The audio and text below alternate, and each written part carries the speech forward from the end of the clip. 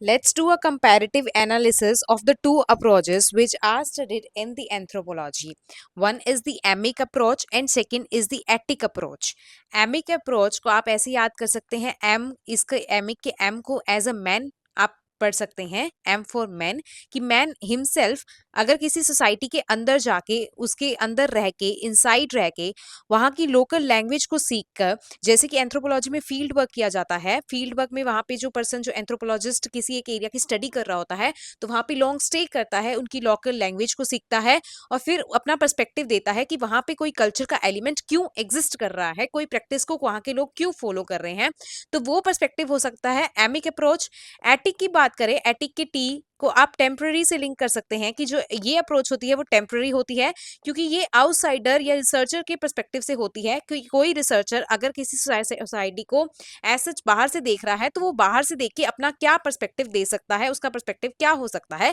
वो attic approach कहलाती है। इसमें जो लैंग्वेज यूज होती है दैट इज साइंटिफिक या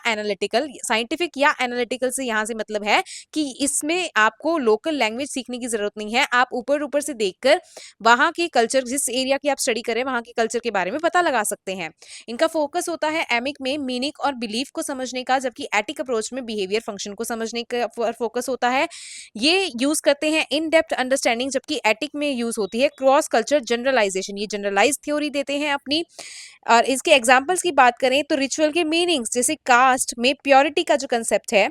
वो इनसाइड रहकर ही पता लगाया जा सकता है एक इनसाइड का बंदा ही बता सकता है कि वो किस तरह का है। जबकि